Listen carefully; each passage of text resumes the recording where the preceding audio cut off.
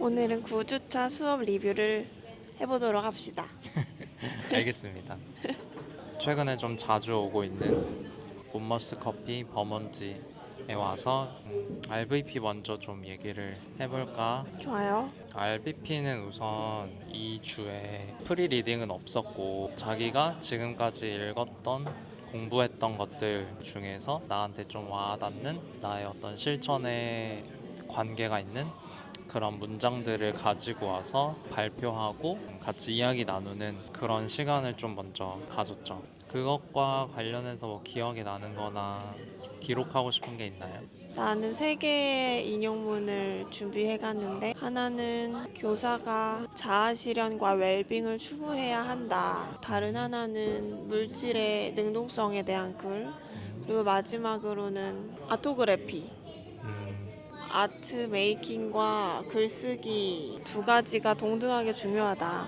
이런 부분을 골라가지고 갔죠. 자기는 나는 다타 팩트. 다타랑 다타 팩트. 우선 그건 가져간 게 확실하니까 수집한 자료를 가지고 어떻게 그게 예술 작품이 될 수 있는가에 대한 내용의 내 실천과 관련된 아이디어를 얻어가지고 그거를 가지고 갔지. 우리의 그 인용문이 그날 수업 주제였던 텍스트의 물질성과 연결해서 만들기 활동이랑도 마지막에 연결이 되었지. 근데 나는 약간 이 수업은 왜 하는 거지? 텍스트의 물질성이 뭔가 좀 뜬금없는 느낌이 좀 들었어. 갑자기 이런 느낌이 나는 좀 들어서. 근데 물질에 대해서 계속 배운 거는 사실 RBP가 아니라 IS인데, 풀타임 학생으로서 큰 맥락에서 물질성에 대해서 계속 배우고 있는데, 우리가 자주 접하는 텍스트도 물질이 될 수 물질성을 있다. 가지고 있다. 그리고 우리의 실천이 언어를 형성한다. 그래서 당신들의 실천에서는 어떤 언어가 형성되고 있나요? 뭐 이런 이야기를 하려고. 뭔가 정리하는 목적에서 연관이 있는 것 같기도 하고, 우리가 지금까지 배웠던 거를 정리해봐라, 이거를 좀 물질성과 어쨌든 관련해서 지은 것 같고. 어쨌든 우리가 글로 우리 성찰을 정리해가지고 제출을 해야 되니까, 그래서 언어, 텍스트 이런 거에 대해서 다룬 게 아닐까. 그래서 이 얘기들을 하면서 나는 그 다른 친구들이 한 얘기 중에 좀 기억나는 것들. 사라도 아토그래피와 관련된 뭔가 인탱글먼트 베스랑 사라 둘 다. 이런 걸 얘기를 하면서 자기가 하는 모든 활동, 뭐 예술 가르치는 거, 개인 작업, 뭐 엄마로서의 삶, 뭐 이런 것들이 모두 이제 연결이 되어 있고, 본인이 이거는 자기가 선택을 한 것이다 라고 해서 해야 되는 것이 아니라, 이 번역에 따르면 다양성과 낭만적인 삶의 방식을 원해서 하는 것이다 라고 기억난다. 나오더라고. 그래가지고 멋지다. 다양성과 낭만적인 삶의 방식. 그러게. 교사도 해야 되고 예술가도 해야 되고 엄마도 엄청 해야 돼. 바쁘잖아. 오 마이 갓. 보면은 되게 그거에서 많은 또 힘듦을 느끼는 것 같으신데, 그걸 이제 되게, 예술로 승화시키고 있지. 진짜 와, 예술가 같다, 진짜 예술가 같다라는 생각을 종종 하고. 맞아. 진짜 감수성이 풍부한 것 같아. 모두가 이제 인간이라는 점, 학생들도. 학생과 교사 모두. 그래서 서로 이해하고 존중하는 것이 필요하다. 친절함이 진짜 중요한데, 그러니까 우리가 그런 친절함을 좀 잊기가 쉬운데, 그런 친절함을 가지고 있는 것이, 유지하는 것이 중요하다라고 했는데, 내가 그 밑에다가 뭐라고 적어놨냐면, 어쨌든 그날 자기도 짧은 발표를 하고 나도 짧은 발표를 한 거잖아. 근데 그날 역시 발표를 할 때 우리를 쳐다보는 그 눈빛이 되게 그래서 나는 기억이 안 나네. 그래가지고 그걸 적어놨네 내가. 맞아. 모두가 따스워. 다 교육하는 사람이라서 그런지 우리를 따숩게 바라봐줘. 맞아. 친구들에 대한 얘기 또 적어놨어? 그리고 이거는 또 하나 제 시간 얘기 같은데, 응. 미술 수업을 하는 이유는 단순히 예쁜 것을 벽에 걸기 위해서가 아니라 과정을 경험하기 위해서 하는 것이다 라고. 그 과정에서 배우려고. 음. 맞아. 나도 그거 그래서 적어놨어. 맞아. 우린 학교에서 아직도 많이 보잖아. 나 역시도 그렇고 예뻐 보이는 그러게. 그럴듯한 작품을 거는 경우를 많이 보고 우리도 그거에서 완전히 뭔가 자유로울 순 맞아. 그 없고 압박을 느껴. 왜냐면 교실 환경을 애들 작품으로 꾸미니까. 맞아. 자기는 그런 그런 얘기 자기가 그런 얘기를 들었다고 나한테 얘기를 종종 하잖아. 했던 게 나는 기억이 나는데 아니 어디 가서 미술 맞아. 미술 공부한다고 하지 말라고.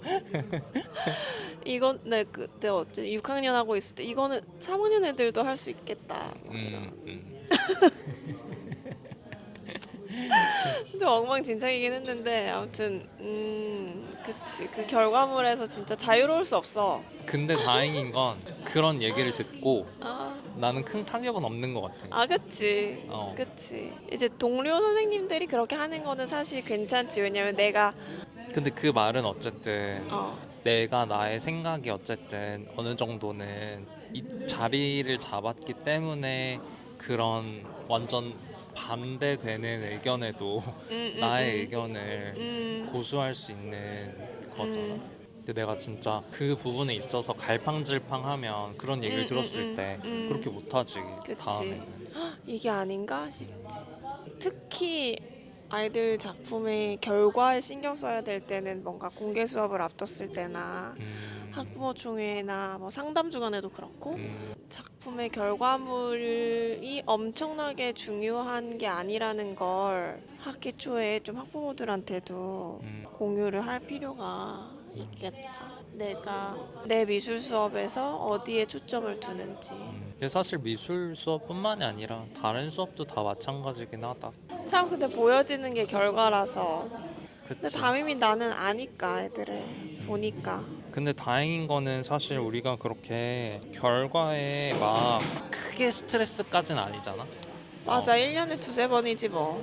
그리고 왜냐면 우리가 뭐 결과를 그렇게 멋들어진 결과를 내지 못한다고 우리한테 뭔가 맞아. 문제가 생기는 게 아니니까 그런 면에서는 우리가 우리에게 있는 자율성이 꽤 크지. 그리고 나서 이제 넘어갈까? 그리고 나서 실습 2개를 했는데 첫 번째 활동은 문단이 여러분한테 불러일으키는 물질적인 감정을 마크메이킹으로 말 없이 표현해보는 거고 두 번째는 키워드를 찾고 그 키워드와 함께 만든 오브제를 건물 안에 배치해보는 거. 맞아. 뭔 소린지. 근데 이게 나도 똑같이 물질적 감정이라고 번역이 됐는데 물질성과 감정인 것 같아. 내 문단이 불러일으키는 감정과 물질성을 뭔가 시각적인 결과물로 표현하는 거. 그 단어나 이런 걸 보았을 때 읽었을 때 느껴지는 음. 장애는 뭘 했어? 나는 그 3개 중에서 자아실현과 관련된 문단을 표현해야겠다 생각을 하고 이거를 물질성을 표현한다는 게 너무 어렵게 느껴졌어. 왜냐면 되게 추상적이잖아. 자아실현과 웰빙이라는 개념 자체가 추상적인데 이걸 어떻게 보이는 것으로 만들까 생각을 하다가 자아실현이란 내 안에 많은 수많은 다양한 모양과 색깔을 가진 조각들이 잘 어우러지는 상태가 아닐까 생각을 해서 그걸 만들었어. 나는 그 다타랑 다타팩트를 가지고 뭘 이렇게 그렸는데 이게 그날 하면서 약간 뭐 하는 거지? 이런 생각이 되게 많이 들었어가지고 더 기억이 잘 안 남는 것 같아. 그리고 우리가 지금 의미와. 시간이 많이 지났어. 맞아, 그래가지고 그렇기도 하고. 그리고 그날 되게 수업이 두 번째 그거는 그러니까 내가 뭔가를 못했지. 만들어서 공간에 배치하는 건데 그것도 안 하고 그냥 끝났잖아. 그때 튜토리얼 있었나 보다. 맞아, 튜토리얼 있었어. 자기 튜토리얼하고 그냥. 그치. 그날이구나. 우리끼리 그냥 얘기 많이 하고 제시가 막 한국 코스메틱 물어보고 아 맞아. 그런 근데 그 질문을 물어보셨잖아 교수님이. 당신들의 실천은 어떤 언어를 형성하고 있나요? 너무 어렵게 느껴져가지고 수업 때는 답을 못했는데 좀 생각해볼 만한 질문인 것 같아. 어떤 의미를 형성하고 있나요? 이런 건가? 난 지금도 잘 와닿지 않는데 자기가 얘기했는데 뭘 말하는 거 뭘 생각을 하라는 거지? 뭘 말해야 되는 거지? 그러게. 와닿지가 않는데 그러니까 막 그 개념 미술을 얘기하잖아. 아트 앤 랭귀지 운동. 저 예술 작품을 시각적인 걸로만 보는 게 아니라 얘가 어떤 대화나 어떤 언어를 만들어낸다. 의미를 만들어낸다. 라고 보자는 운동이잖아. 그러니까 우리가 작업을 하면 어떤 오브젝트를 만들게 되고 그 오브젝트가 어떤 의미를 만들어내고 있냐 이런 거 아닐까? 어떤 언어를 어떤 만들어내느냐는 의미를 건 가지고 있느냐, 너가 표현하고 싶은 게 뭐냐, 뭐 그런 너가 전달하고 싶은 메시지가 뭐냐. 그건 이제 만들어내는 사람의 입장에서 하는 얘기고 또 그냥 아무 배경 지식 없이 이거를 만나는 관람자의 입장에서도 얘를 보고 어떤 해석을 할 거 아니야. 그 해석을 말로 하거나 글로 하면 이제 거기서 언어가 형성되는 거 아닐까? 아니면 둘이 어떤 작품을 보고 대화를 해. 그럼 그것도 이 작품이 언어를 형성하는 거고. 자기는 어떻게 대답을 하고 싶은데? 아직 뭘 안 만들어가지고 만든 다음 대답할 수 있을 것 같은데. 근데 어쨌든 우리는 지금 결과물을 만들고 나서 거기에 의미를 부여하는 게 아니라 의미를 먼저 만들고 실천을 하려는 거 아닌가? 그 순서는 뭐 반대가 될 수도 있지만 자기는 지금 어떤 주제를 잡은 거 아니야? 아, 난 이런 의도로 만들어야겠다. 뭘 만들든 그 뭘 아직 만들진 않았지만 어떤 걸 만들어야겠다라는 게 있잖아. 근데 뭔가 이 코스에서 정석대로 우리에게 바라는 건 계속 뭔가 아트 프랙티스를 하고 그 다음에 성찰문을 그 과정과 결과물에 대해서 쓰는 게 정석인 것 같긴 한데 근데 지금 그거는 시간이 너무- 없기 때문에 물론 생각을 먼저 하고 의도를 가지고 이제 아트 메이킹을 하는 거지. 약간 닭이 먼저냐 달걀이 먼저냐 이런 건가? 근데 근데 상관은 없지. 그 메터리얼리즘에 따라서 내가 예를 들어 연필을 잡아서 이 연필을 잡은 나의 이 손이 어떻게 흘러 가서 예술 작품을 만들고 그러고 나서 의미를 부여할 수도 있지만 우리가 일반적으로는 자기가 이러저러한 물질을 선택한 것부터 아 나는 메터리얼리즘과 연관을 시켜야겠다 이런 거 아닌가? 나도 내가 걷는 그 실천도 그치 이게 서로 계속 인터랙트 하는 거지. 맞아. 나의 실천과 이런 거 실천과 이런 거 실천과 이러니 정말로 우리가 배운 대로 서로 영향을 미치는 거지. 여전히 그 영어에서 딱 이거구나 라는 느낌이 안 올 때가 그렇게 종종 있는 것 같아. 그 질문처럼 뭘 물어보는 거지? 뭘 얘기하는 거지? 그렇지. 어떤 언어를 형성하니 이런 거는. 어떤 언어를 형성하니가 무슨 말이야? 어떤 근데 이게 또 언어를 맥락이 그 아트 앤 러닝 맥락에서 있기 때문일 수도 있어. 어떤 언어를 어떤 의미를 형성하는 이렇게 이해하면 될 것 같은데? 뭔가 근데 의미보다 언어라는 게 조금 더 물질화된 거니까 언어로 물은 게 아닐까. 근데 이제 더 RVP 할 게 없을 것 같긴 해. 그럼 RVP 리뷰는 여기서 끝. 끝. IS 수업 양이 되게 많았어 이날. IS 맞아. 갤러리에서 만나가지고. 우선 크게 그치 수업 시작하자마자 그 학교 안에 있는 미술관에 가서 감상을 좀 하고 와서 그 감상에 대한 수업을 좀 진행을 하고 그리고 한 2부처럼 해가지고 프리리딩 한 거 해피 오브젝트라는 거에 대해서 이야기 나누고 사실 3부도 있었어 그치 3부는 이제 뭐였지? 커뮤니티 오브 프랙티스. 아 그날도 좀 늦게 끝났지. 늦게 끝났어. 왜냐면 다음 주에 교수님이 안 오시기 때문에 우리한테 실천 공동체 이루어서 함께 공유해라. 맞아. 전해주실 게 많았던 것 같아. 그리고 이때가 사실 우리 그 바스 여행 가기 직전이어가지고 번외편 4부로 이제 바스 여행 어떻게 할 건지에 대한 맞아. 그날 튜토리얼까지 계획이 되어 있었는데 에스더 교수님하고 결국 하지 못하고 긴 수업이었다 진짜. 진짜 그날 우리 되게 힘들었던 것 같아. 미술관 얘기를 먼저 좀 하면 미술관에 간 이유는 그 논문이 영향을 받는 것 것에 대한 것이기 때문에 우리 함께 영향을 받으러 가보자 하고 미술관에 간 것이죠. 그런 건가? 그 해피 오브젝트에서 이야기하는 게 이미 어떤 고정관념을 가지고 있는 물질들한테 우리가 영향을 받는 얘기를 많이 하잖아. 그러니까 행복이라는 건 이런 거야라고 사회적으로 어느 정도 규정되어 있는 것들에 대해서 그러니까 우리가 예를 들어서 결혼을 하면 행복할 거야. 뭐 출산을 이를테면 하면 자녀가 있으면 행복할 거야. 이런 거. 라는 어떤 사회적인 규범이라기보다는 사회적인 어떤 보이지 않는 약속, 보이지 않는 어떤 그런 압박, 형성되어 있는 의미, 결혼이라는 거에 대해서 사회적으로 정의된 그 생각을 우리가 받아들이면서 시작을 하는 거잖아. 그치. 이를테면. 근데 우리가 미술관에 간 거는 그런 어떤 사회적인 약속, 뭐 전해지는 메시지를 없이 객관적으로 작품들을 보라는 한번 보자는 그런 의미였나? 난 거기까지 생각하지 못했네. 나 지금 그냥 생각해. 그래서 우리가 미술관 들어갈 정보나 그치. 인포메이션 사전 지식 없이. 그게 중요한 포인트였던 것 그런 같아. 거 아무것도 없이 우선 봐라. 열린 상태로 아무것도 영향받지 않는 상태로 음, 가보자. 음, 왜냐면 우리가 기대라는 걸 항상 갖게 되는데 어떤 물체를 마주할 때 기대가 있으면 실망하게 되고 어떤 가치 판단은 쉽게 내리기 때문에 기대 없이 들어가는 게 중요한 포인트였던 것 같아. 그래서 전시는 되게 연필로 그린 그림 몇 점과 영상이 하나 있었는데 근데 나는 우리가 그 얘기를 막 하고 나서 마지막에 그 까봤잖아. 이 전시가 뭐에 대한 전시인지.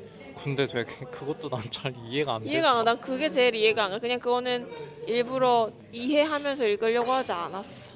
나는 그 갤러리에 갔을 때 그 순간에 그 작품 하나하나에 되게 온전히 집중하지 못했어. 왜냐면 되게 긴장하고 있었기 때문이야. 우리가 교수님이 주신 어떤 질문지를 가지고 갔잖아. 갤러리에. 그 질문에 답해야 했잖아. 그리고 이거를 발표시킬 것 같은 거야. 그러니까 나는 이거를 그것에 대한 답을 이제 찾아야 얼른 될것 발견해야 같은. 되겠다는 생각이 들어서 영상이 있고 드로잉이 있었는데 드로잉 말고 내가 영상에 더 집중했던 이유는 드로잉은 어려울 것 같은 거야. 말하기가.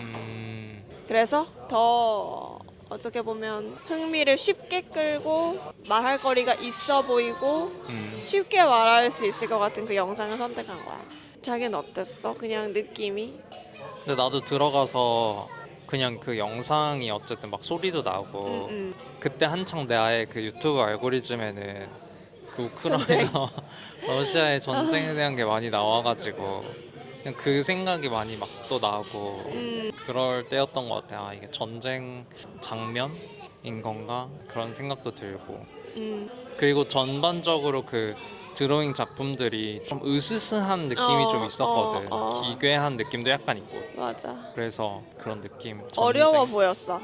해석. 내가 의미를 만들기가. 그 전시의 내용은 둘째치고 나는 그 방식도 되게 좋았어. 맞아. 그 에스더 교수님이 질문지?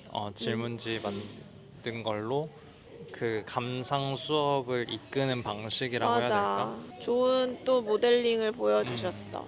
처음에 그 방법을 간단하게 정리를 하면 처음에는 그 전시를 보면서 생각이 드는 키워드 적는 반응. 거를 했지. 반응.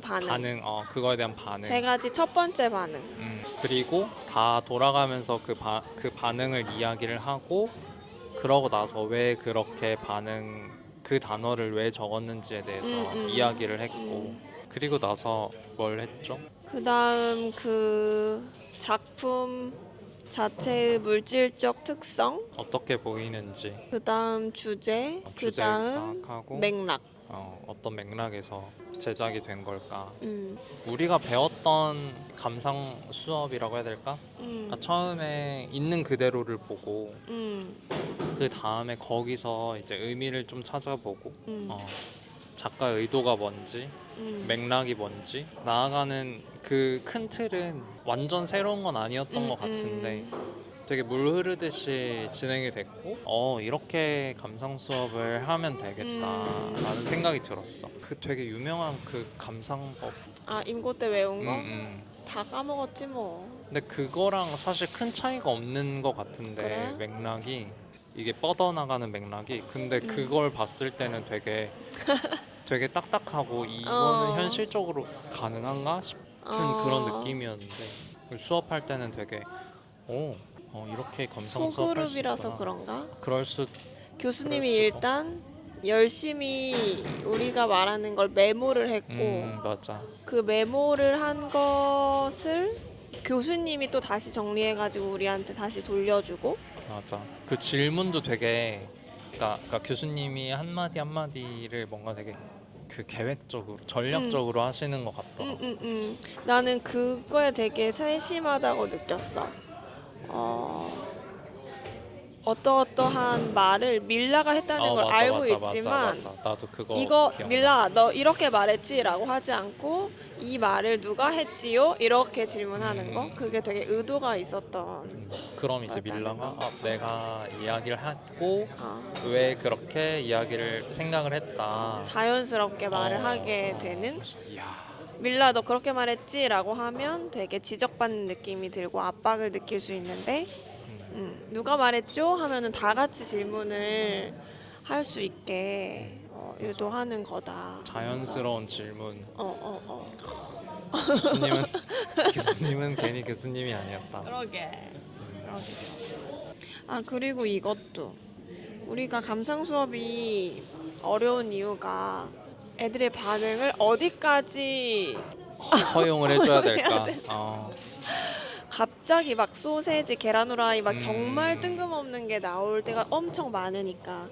근데 교수님한테 얻은 팁은 계속 그 반응에 참조점을 묻는 거. 그러니까 근거를 계속 물어보는 거죠. 왜 그렇게? 그 참조점이 작품 안에 있어야 된다는 걸 계속 강조를 하면서 멀리 막 나가려고 해도 다시 작품으로 돌아오는 방법을 좀 배운 것 같아. 또 이 감상 수업 관련해서 얘기할 게 있나요? 방법을 교수님이 갤러리 교육을 하면서 개발했다고 했잖아. 그리고 갤러리 교육, 그러니까 이거를 개발한 목적 중에 하나가 교사들이 항상 감상 수업을 할 때 또는 갤러리에 학생들과 함께 올 때 이것에 대한 사전 지식을 다 가지고 있어야 할 것 같은 압박을 느끼는데 그럴 필요가 없다는 걸 좀 알려주기 위해서 이거를 개발했다고 하지 않았어? 맞아. 사전 지식이 있으면 아무래도 교사가 그 방향으로 계속 맞아. 정답을 향해 유도를 하려는 경향이 있는데 그냥 우리가 다 같이 대화를 통해서 어떤 의미를 찾아 나가는 과정이다. 그 눈이 보이지 않는 친구와 미술관에 가다라는 책이 계속 이런 방식으로 소그룹으로 미술관에서 투어를 하면서 감상을 어떻게 하는지를 보여주거든. 이거를 해보고 싶어. 나중에 꼭 한번 해보면 좋을 것 같아. 이대로. 우리끼리 해도 되지 뭐. 우리끼리도 해보고 싶어. 그러니까 모든 작품을 다 이렇게 할 수는 없겠지만 몇 개 골라가지고. 그러면 끝? 감상 수업에 관련된 거는 여기까지 하고 그럼 이어서 해피 오브젝트 관련된 걸 얘기를 해보면 얘는 우선 행복에 대한 내용을 다루고 있는 논문이었는데 이때도 우리가 되게 뭐 때문에 RVP 때문에 바빴나 아무튼 엄청 바빠가지고 할 게 많았어. 이거 논문을 막 엄청 후다다다닥 읽고 갔던 기억이다. 근데 내용이 엄청 많았지. 맞아. 뭔가 이해가 될 것 같은데 막 안 돼. 엄청 복잡한 아주 많은 개념을 담고 있어가지고. 다시 읽어봐야 될 것 같아. 다시 읽어봐야지 하고 아직 못 읽어봤네. 그냥 생각나는 거 그냥 하나씩 얘기를 해보면 초반에 얘기를 좀 했지만 행복은 대상과 응. 연관이 있는 거다. 뭐 결혼, 사랑, 뭐 운동 개념들과 연결이 되어 있고 사회적인 어떤 의미가 부여가 되고 뭐 이렇게 하면 행복한 거야. 이렇게 하면 행복하지 않은 거야.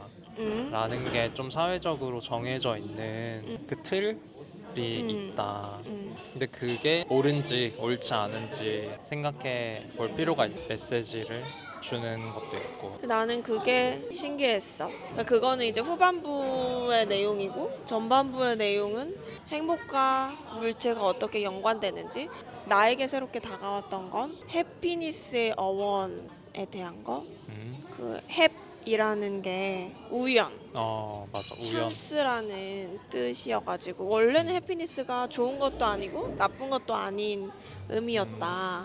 그게 되게 새로웠어. 해프닝으로서의 행복, 우연으로서의 행복. 내가 이해한 바는 행복은 원래 우연한 것인데, 즉 우리 일상에서 우연하게 여기저기 있거나 발생하는 것인데 그것을 우리가 어떻게 해석하는지가 중요하다. 이게 맞아? 근데 그 후반부와 연결 지으면 맞을 수 있을 것 같아. 그러니까 자기는 되게 그 후반부에 되게 집중해서 읽거나 봐. 나는 후반부는 거의 날리고 음. 나는 전반부에 행복이 물체와 음. 어떻게 관련되고 물체를 향한 몸, 행복을 몸하고 연결짓는 그런 거, 그런 걸 되게 흥미롭게 봐가지고. 어쨌든 고정된 건 아닌 것 같아.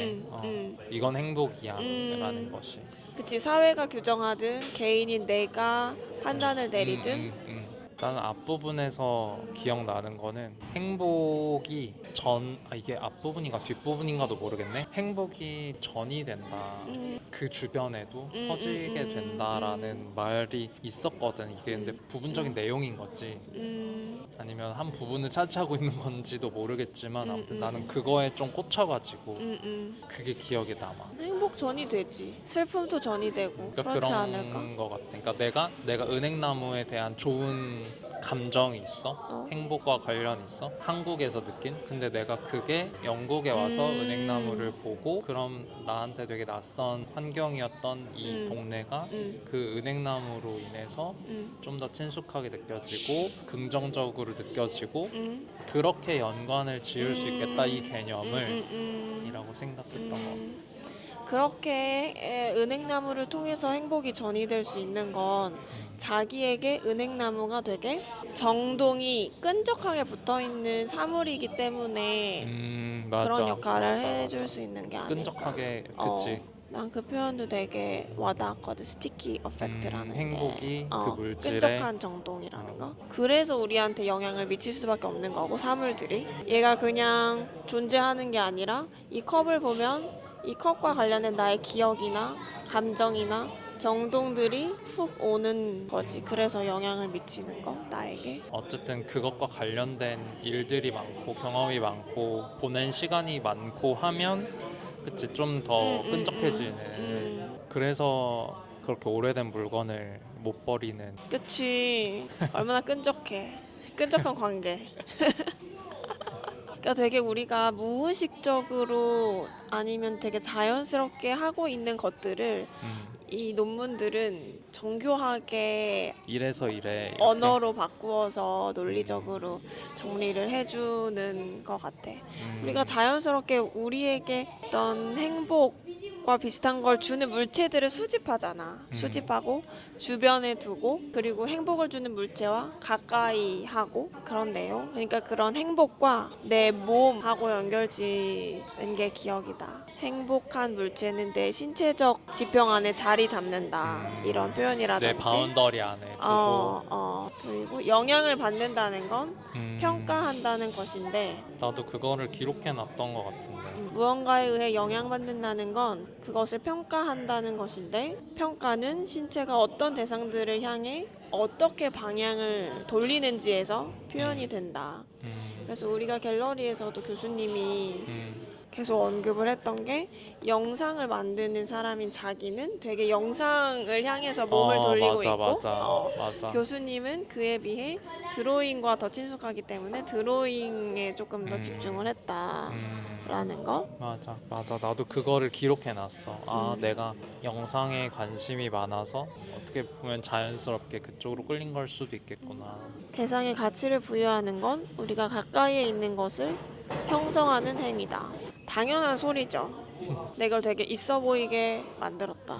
가까이에 있는 것을 형성한다. 근데 이거에 대해서 루이자가 이랬던 것 같아.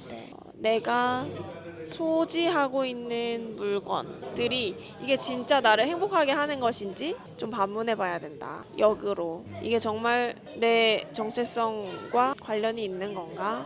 이런 질문들. 그러한 과정에서 나의 취향이 조금 더 또렷해질 수 있지 않을까. 나에게 행복을 주는 것만 둠으로써 무조건 나에게 행복을 주는 것만 두자라는 건 아니지만 우리가 막 물건을 사들이잖아. 주변에 물건을 놓잖아. 근데 그 물건들 정말 내가 원해서 정말 나에게 즐거움을 줘서 이걸 옆에 두는지 아니면 그냥 아무 생각 없이 어떤 기준도 없이 그냥 사들이는 건지 반문해보자 라고 나는 이해를 했어. 그런 건가? 그게 그러니까 사회적으로 이건 좋은 물건이야. 이거 요즘 유행이야. 그래서 두는 건지 아니면 정말 진짜 내가 내가 선호에 의해서 판단한 건지. 근데 그거 분리하기 참 쉽지 않은 것 같아. 사회적 동물이니까. 근데 또 한 번쯤 멈춰서 생각을 해보면 스스로 좀 판단이 되는 건 있겠지. 내가 좀 많이 유행을 쫓았구나. 아니야, 그래도 난 이거 내가 좋아. 이렇게. 근데 진짜 쉽지 않을 것 같은 게 그 논문의 예시로 퀴어적 성향을 가진 자녀와 부모의 이야기가 나오잖아. 그러니까 부모는 이성애자로 사는 것이 행복한 삶이다 라고 하는데 퀴어적 성향을 가진 그 본인은 나의 행복은 이것이다 라고 대립을 하는 상황. 그러니까 내가 맞다고 생각하는 것이 있더라도 사회가 그거를 아닌데 그건 아닌데 라고 하는 것이라면 쉽지 않은 것 같아. 계속 뭔가 증명을 해야 되고 계속 투쟁을 해야 되고 하는 일이니까. 그래서 어쨌든 행복이 객관적이고 온전히 나 안에서 나오는 어떤 내재적인 감정이 아니라 사회적인 감정이다 라고 이야기를 하는 것 같아. 근데 이게 너무 방대한 양을 우리가 시간에 쫓기듯이 공부를 해가지고 나중에 한 번 더 보면 또 할 이야기가 있으려나. 그러게 하나하나 좀 볼 것들이 많은데 머리가 아프네요. 근데 양이 너무 많았어. 그 진짜 물리적인 양뿐만 아니라 그 논문 안에 들어가 있는 그 개념들 내용들이 주제가 너무 많아가지고. 맞아. 근데 난 잘 결론을 모르겠어. 그래서 행복이 무엇인가? 결론을 내렸나? 결론을 안 내렸기 때문에 내가 결론을 모르는 거구나. 근데 이게 이 논문이 아니라 이거 책이었던 것 같아. 맞아. 책의 한 책의 챕터. 한 챕터여서 맞아. 결론이 그럼 나진 다른 내용이 또 않았는데. 뒤에 있을 수 있겠구나. 근데 어쨌든 행복은 내재적인 것보다는 사회적인 거다라는 점에서 거기까지 이야기를 한 것 같고 그 이후에는 그냥 그 읽는 사람이 생각해 보면 그렇지 않을까. 행복한 거는 글쎄 행복에 관련해서도 생각을 해볼 필요가 있겠지만, 그러니까 내가 나는 불행해 라고 생각하는 것들이 정말 불행한 건가 생각해 볼 필요도 있을 것 같아. 행복 역시 마찬가지로 내가 이렇게 사는 게 이거 이렇게 하는 게 행복하다 했는데 그게 진짜 행복한 건가? 정말 행복한 건가? 이게 그냥 아니면 남들이 그거 행복한 거야 라고 하니까 행복한 건지, 아니면 정말 그걸 함으로써 내가 행복한 건지. 그러니까 내재적인 행복도 분명 존재할 거 아닌가? 그치. 내가 내재적인 거라는 거는 그러니까 내가 생각하는 행복, 주관적인 행복. 사회가 규정한 행복이 아니라, 물론 그것도 이분법적으로 이건 사회가 규정한 행복이야, 이거는 내가 내재적으로 생각하는 행복이야 라고 할 수는 없을 것 같긴 한데, 그러니까 이건 역시 우리가 항상 공부하면서 이건 A야, 정말 A야? 그거랑 또 같이 맥락을, 이거 행복이야 그거 정말 정말? 행복 맞아. 그리고 고정된 건 없어. 고정된 다 건 끊임없이 변해. 변하고 서로 영향을 미쳐. 그런 내용이었다. 그 다음 거는 얘기를 안 해도 되겠지? 커뮤니티 오브 프랙티스. 그거는 뭐 진짜 번개불에 콩 구워 먹듯이 교수님도 그러면 그만 찍어도 되겠죠? 사실은 우리가 10번째, 11번째 주 수업을 먼저 지금 찍고 주차가 좀 내가 헷갈려가지고 9번째 주를 뛰어넘고 10번째, 11번째 주를 찍어가지고 마지막 수업을 9번째 주 수업을 마지막으로 찍은 거잖아 지금. 그래서 이것까지 하면 진짜로 이번 끝이다. 가을 학기의 리뷰가 수업 리뷰. 끝나게 되는 거지. 끝. 끝.